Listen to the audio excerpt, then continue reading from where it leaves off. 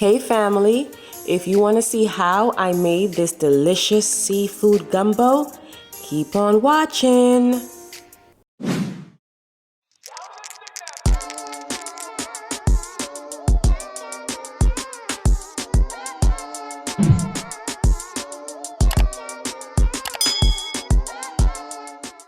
Hey family, welcome back to the channel.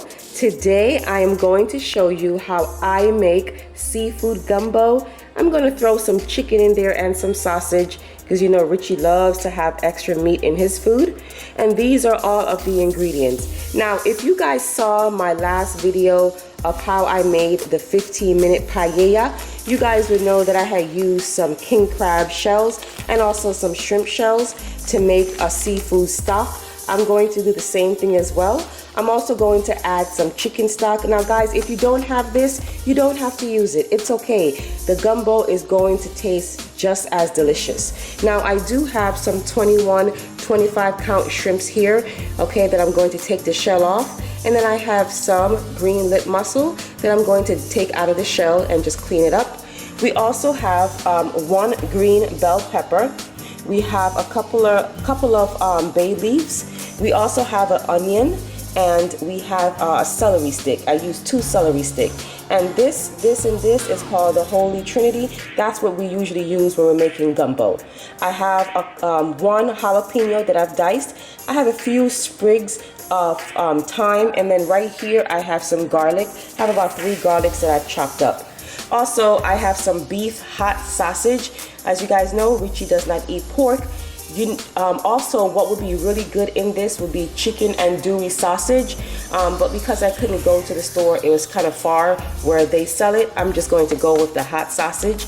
And then I have some chicken thighs as well. Now guys, I did find this in the store and I was so excited to see this. It's crawfish tails, and it already comes, you know, deveined, taken out for you. You don't have to do nothing but just open the package. I'm excited to try that in my gumbo today. And then I have some Everglaze seasoning that you're going to need to season the chicken thighs. I also have some Cajun seasoning. I have some salt in the back, and I have some black pepper right here. Now this right here, it is called gumbo filet. And this is really good. At the end of the gumbo, you will see me pour this in. And then I have some dried shrimps. Now, I know you guys are wondering, like, dried shrimps, that's not traditionally in a gumbo, I know, but I have to do what I have to do. I'm different, guys, and this right here is a game changer in your gumbo.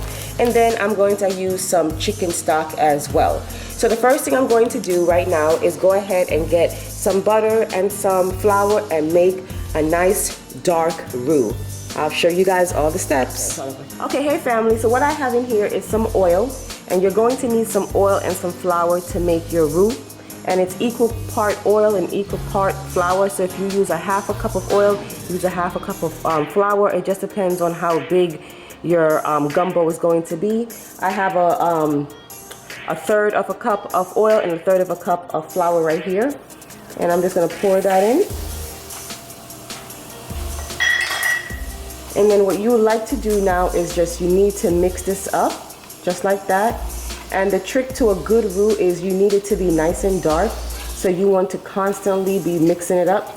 Now, if you are new to making gumbo, I don't recommend you walk away from this because it will burn, okay? And you just take your time and you mix it up until you get all of the flour out of there and everything is nice and smooth, okay? And this process can take about 20 to 30 minutes to get it at the brownness that you want. And I know after a while you're going to think, oh, it's burning. It's not burning. That's what you want. The deeper the roux, the deeper the flavor. Hey family, okay. So this is halfway through the cooking process for the roux. Do you see the difference in color? You see how dark that is? Now you might be saying, okay, that's good. It's dark enough. Just a little bit more darker. And we are good to go, okay? Okay, family, so it has gotten just a little bit more darker, okay? And this is the color that you want. You can go a little bit darker if you want. So this is the color that I like, a nice peanut butter color, nice and rich. And you can smell the nuttiness of the flour. It's been cooked out, and this is how you want it to be. So the next step you're going to do is get your ingredients that you've cut up, and you're going to leave the garlic and the thyme out. Remember, this is very hot.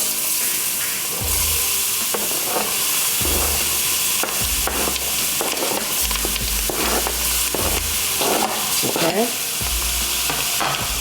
And you're going to just mix this up. And you're going to let the oil cook the vegetable. Okay, you can turn this down on low now. Okay, you're just going to cook it a little bit so it can get a little bit translucent. So what you're going to do now is just simply season your thighs. And of course, like I said, I have Everglades, and all the list of the seasonings that I used are below. And I don't give you measurements of the seasoning because you need to judge it for yourself. You just judge it for yourself, okay? However you cook and how much seasoning that you think it'll need, that's what you do. I know it sounds weird, but I feel like you can just put a little bit of seasoning. And this is Cajun seasoning, okay? And I just sprinkle it on top, just like that. And my chicken has been deboned, and also I have washed my chicken with vinegar.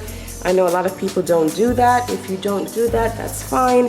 We do it. So, and I have some cracked black pepper here that I'm going to put on my chicken, just like that. And then I'm going to sprinkle a little bit of salt, not too much because everything else is already seasoned. And that's that. Now, you don't want to over season your meat because remember, you have so many flavors going into this chicken.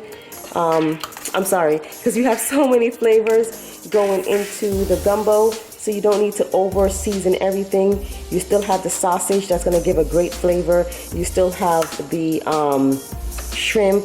You still have the chicken stock, the seafood stock.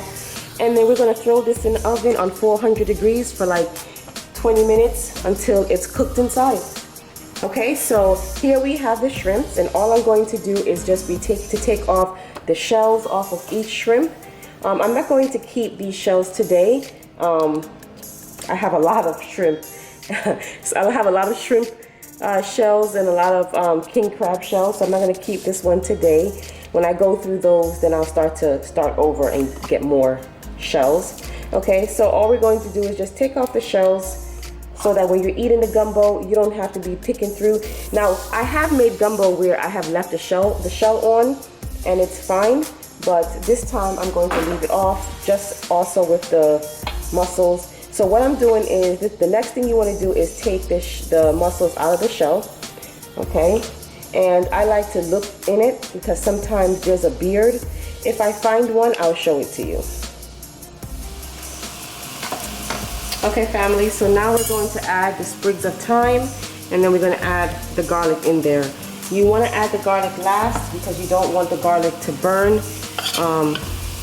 You know, garlic burns very easily. Garlic burns very easily, so you don't want this to burn the garlic because, again, it's very hot. If you guys can smell this, oh my gosh, it smells so good. Okay, family, so here is my seafood stock that I'm going to pour in. Now you want to just take your time and pour this in and mix it up. You don't want it to come and be lumpy because remember, you work so hard for that roux to be nice and soft, so you don't want to then turn around and then it's lumpy. So you pour it in and you mix. Look at that, guys. Look at that. I may not even need the chicken stock because I have so much of the seafood. Ooh! It looks good. So now we're gonna go ahead and add our chicken thighs. That's how they look. Okay, they've been in the oven for about 30 minutes. You don't have to break it up. Just throw it in there. When it cooks, it'll break up on its own. Okay, then you're going to go ahead and add your 3 bay leaves. Give that a stir. Oh my gosh, this smells so good. We're gonna add some pepper.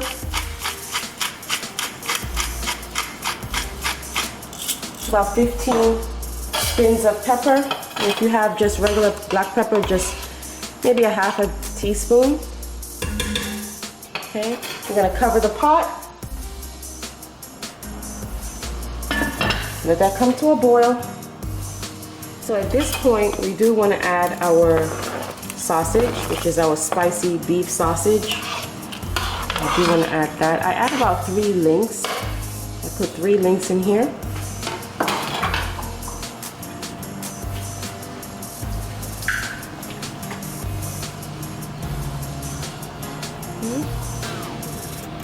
Then we're going to add our seafood. Just pour that in there, the shrimp, the mussel.